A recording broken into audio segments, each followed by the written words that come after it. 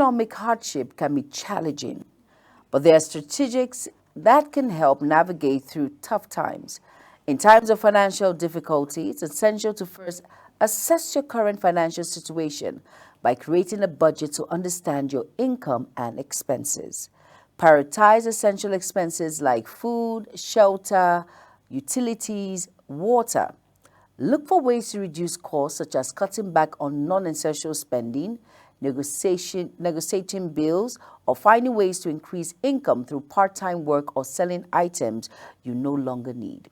Hello and welcome to Insight Today. I am Jumai Manson. Today on the program, I am being joined by Jekeli Victory. She is a content creator.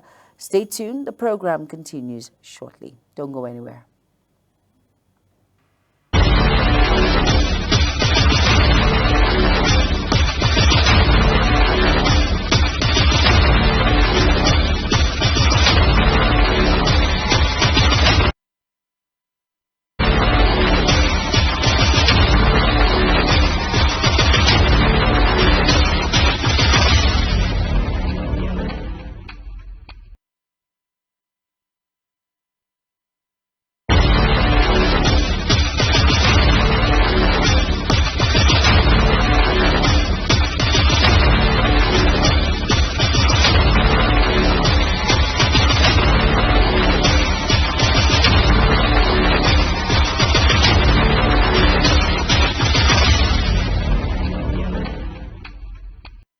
You're welcome back, and if you're just tuning in, this is Insight Today on Global Television, and I'm being joined by a very beautiful individual, and we'll be talking about how to navigate during this economic hardship and how we can handle it. Many individuals do not know how to handle economic hardship, and then today we're just going to be bringing into your light how you can actually handle it. There are ways you can, and I am being joined by Victory Jekeli. How are you doing today? I'm very well, thank you. Thank you for being a part of the program. Oh, thank you so much. It's a privilege. Talking about handling economic hardship, what comes to mind when you hear that? I know we have issues ongoing, but let's look at the home front when it has to do with feeding, when it has to do with a lot of things encompassed. How do you think we can even handle it to start with? Okay, thank you so much for having me on the show today. When it has to do with economic hardship, it's really a very, very serious topic, and it's something very, very crucial because economic hardship can also be life-threatening, if you must agree with me. And handling economic hardship can be very, very taxing. So I think economic hardship, even though it's looking like, oh yeah, it's risky, can be life-threatening, can be handled. Yes, it can. It can be handled, right? Yeah, sure. But do you think sometimes some of us, we do not know how to handle this situation when it comes to bargaining power? Some of us do not know how to balance it when we go to the market, that bargaining power. Some people actually waste food at this point. You see some people, they cook in excess. You see some people out there who, they tell you it's better. You go to the market, you do not have a budget list. I think we misplaced priorities when it comes to buying what is needed. How do you handle such situation? Okay, first of all, I will start by saying those people that are mishandling things, first I will just say they don't have access to the right information, because if they do, they would understand better. You know, when you are just doing something amidst, you don't know what's out there, you might think they know, but they don't have like the access to the right information. So they just have people doing things For them. Yeah, just for them, just doing their thing, living the life, and that's it. So it's just that they don't have access to the right information. Now, looking at this critically, we know that economic hardship is real. We know what the economy is saying at this point. We understand that a lot of people, from eating 3 square meals a day, people have resorted to eating 1 meal a day, or they say it's 001, 101. The zero is nothing at all. Yeah. And some would just result in taking nothing at all throughout that day. Now, in handling it, first of all, we have to understand that once there is life, there is hope. When God has given you life, you know that there is hope, and there's always a way for you to balance all of these things that you find yourself. Now, for me, what's your take on creating a budget? Now, when you go to the market, people buy, like some people that are impulse spenders. Yeah. They do not know when to just stop when it comes to buying a particular product, which you do not need at that time. Sometimes you might just want to buy, you have beverage at home and you just, well, let me just buy more. They do not understand that it is a very big problem. How do you advise in that area? Okay, so in the area of budget and planning, I would advise, let me come down to the layman's language, buy what you need. Exactly. Buy what you need. And those things that you feel that you don't need that are in your homes, declutter them. It's another way for you to get extra income to keep your family going. I don't understand. Extra income. How do I declutter them? Okay, so you can declutter them. You can, most of these items, for example, you see someone who does not have anything to do with either, let's say, content creation now, for example, you have a microphone, you have a ring light, you're not using it for anything. There are people out there who really want to get this thing, but it's quite on the eyesight for them. Decluttering means they are already used, Exactly. fairly used, but they can come at a, let's say, cheaper rate. From you now. Yes, not that cheap, but it's still better. They can Affordable. still afford it. So when you give that out, you give that out in exchange for money. At least you're adding to what you have already, and you can do something reasonable. For example, school is going to resume on Monday, and some parents are already like running here and there. How are they going to get this, get that? And some of them, they have a lot of things in the house just laying there. They don't use it. They're like, okay, I would use it in the future. The future that they want to use it for never comes. So decluttering and buying the things that you need part-time would help a long way. You know, I think most Africans, sometimes I find myself in that shoe sometimes. When I go to the market, I made it a priority now to always go with a list. I think most of us, we do not understand that going with a list helps you stick to your budget sometimes, not all the time. What's your take on writing out what you need at that point and going to the market with a list that you can buy all the items that you need? Okay, it still boils down to buying what you need.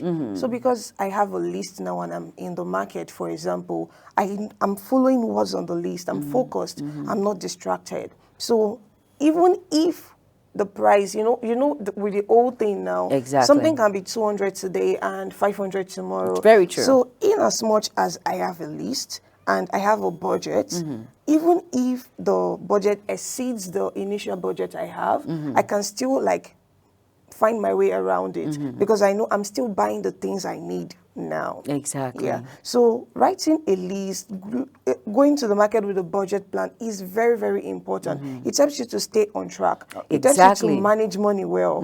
Yes. I like the fact that you said on track and help to manage money well. Yeah. So what's your take on rejuvenating leftovers?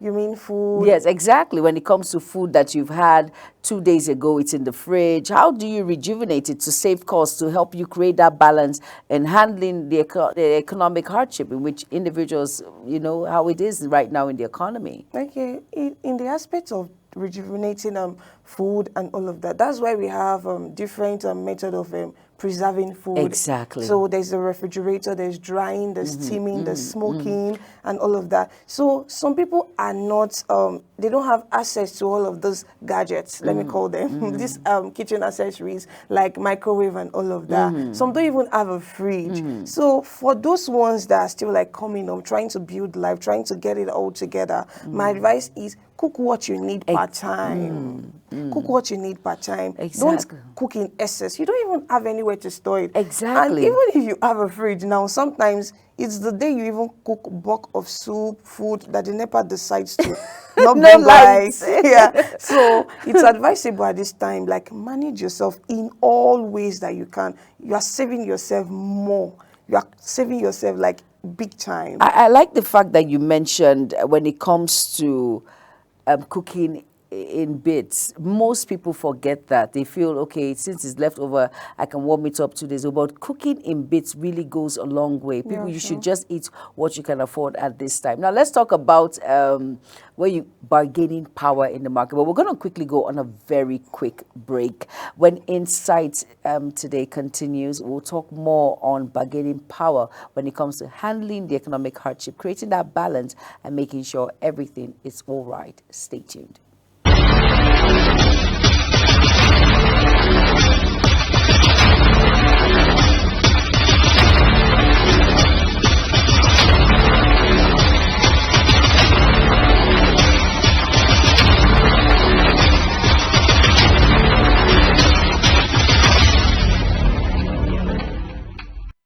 You're welcome back. And if you're just tuning in, it's Inside Today on Global Television. And we're looking at how to handle. It's very important. We're not talking about the stress everyone is going through when it comes to the economy. No, no, no. We're just talking about how families can come together and handle the economy, and of course, economic hardship in which people are facing. And we've spoken a lot. Victory has spoken a lot about bargaining power, decluttering, cluttering, Yeah. very important. And of course, we're looking at bargaining power, how you can actually bargain in the market. It will save you a lot on how to handle the economic hardship which is ongoing. Let's talk about that a bit. You know, some people can just go into one shop and feel, and they tell you it's 1,000 and you just buy there. So how do you go about that now? Okay, thank you so much. The thing is, with this bargaining power, I think the people in the market, I would blame them partially, and I would not blame them.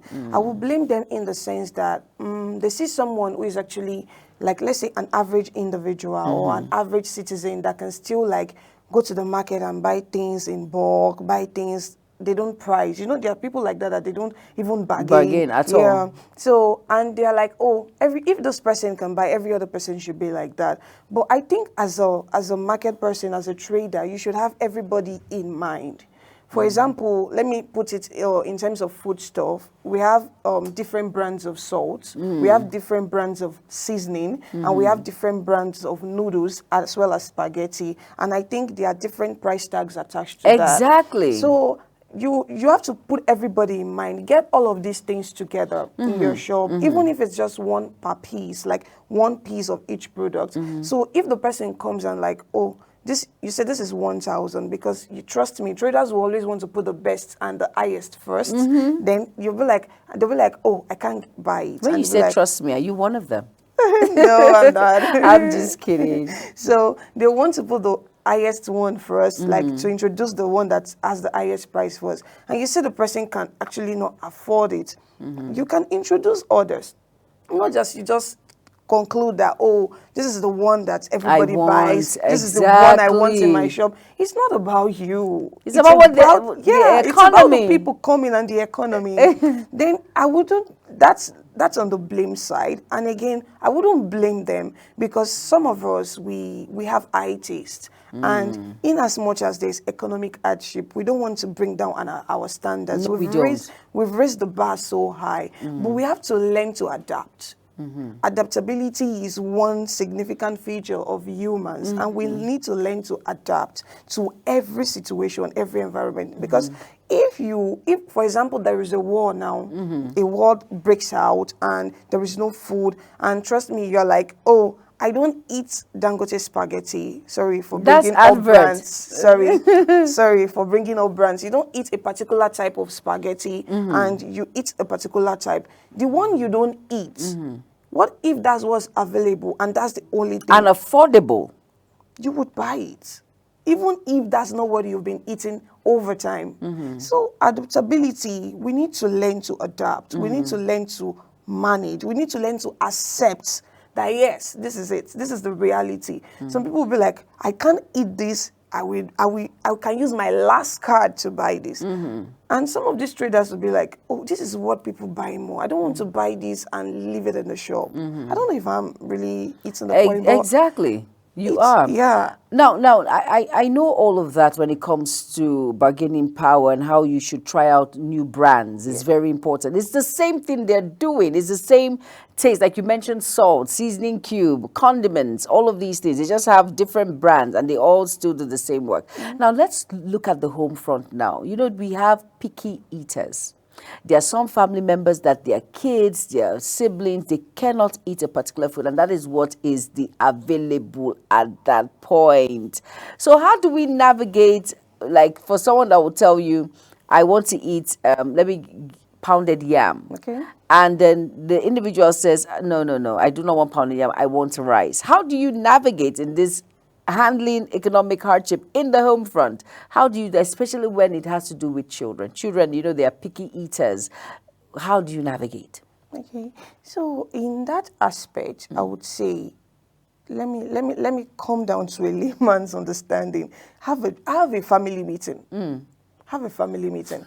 My mentor will say, these children hear and they understand. You just need to talk to them. Yes. When you sit them down and be like, look at it, young man, This young is the woman. situation This is now. the situation now. You have to adapt. You used to get 2 spoons of milk, but now it will be 1. Or one and a half. So that you can continue getting milk.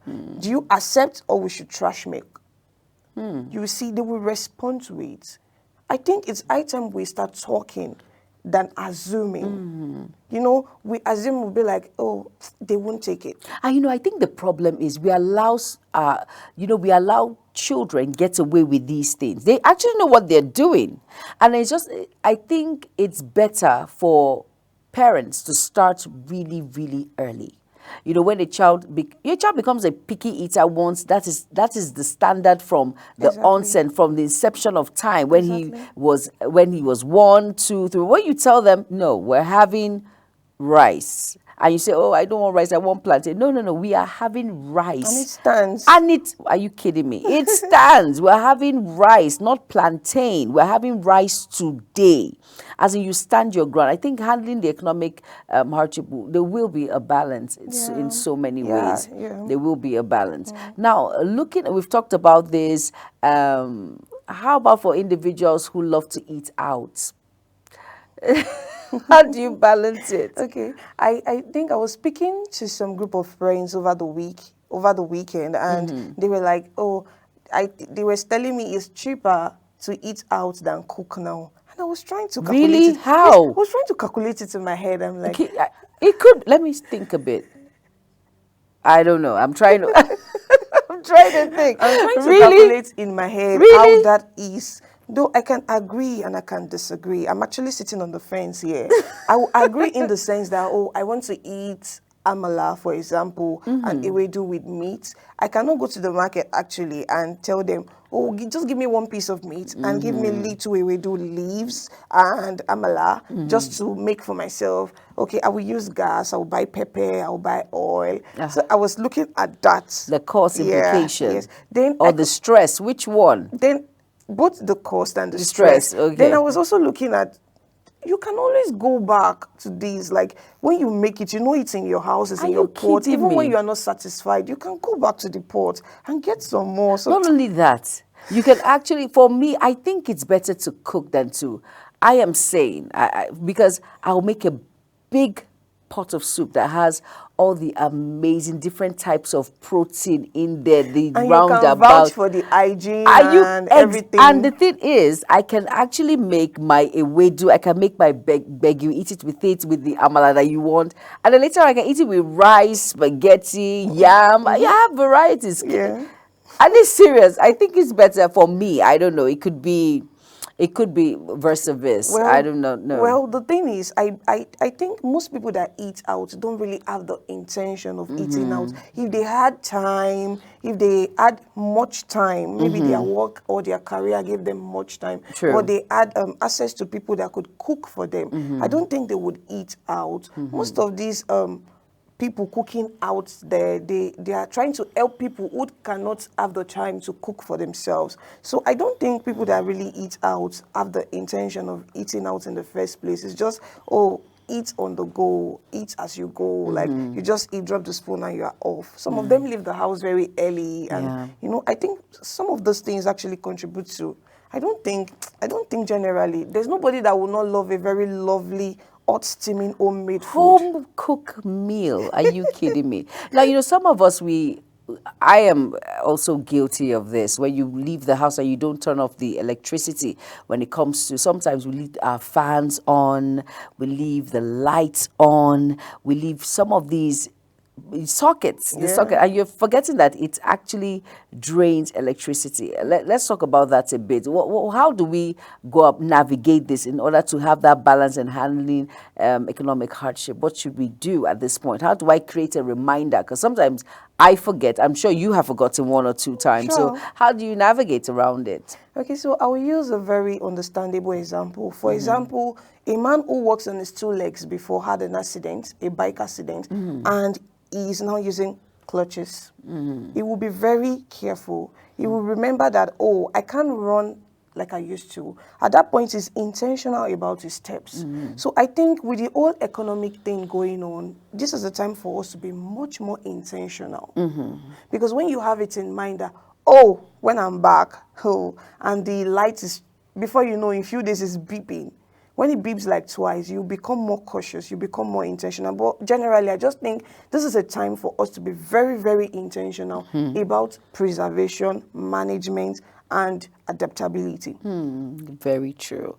All right, I think that's where we have to draw the curtains. Thank you so much, Victory Jankali. Thank you. And of course, you are a content creator. Yeah. Thank you so much for teaching us how to handle some of your ideas on how to handle the economic hardship, creating that balance, adapting, and knowing that everything's going to be fine. Do not stress yourself, believe me. And so people that are already indebted, when you have to take in debt, loans, and all of that, do you know you can actually stick with what you have, and you know that it will make do with whatever you're going to do throughout the day? Exactly. Yeah, you don't need to. So thank you so much, Victory, for so being a much, part Mom. of the program. Thank you, Mom. And with that, I have to draw the curtains on the program inside today. Thank you all so much for being a part of the program. Now, remember, it's better to seek support from loved ones or professionals. It's okay during difficult times. Those that really love you can always come to your aid to show love and support. Additionally, consider seeking, like I've mentioned, community resource, government programs, or local charities that may provide support during tough times. It's also crucial to communicate with creditors if you're struggling to meet financial obligations, to explore options like payment plans or temporary relief. Now, building an emergency fund for the future can also help caution against unforeseen financial challenges. Remember, it's very important seeking support from family and friends or financial advisors can provide guidance and emotional support during difficult times. Now, navigating economic hardship is crucial to assess your financial situation honestly. Now, start by creating a budget to track income and expenses. Look for areas to cut costs without sacrificing essentials. Explore additional income sources like freelance work or part-time jobs. Prioritize debt and consider navigating payment plans with creditors. And with that is the end of the program Insight Today. I am Jumai Manson. Thank you all so much for being part of the program. Bye-bye.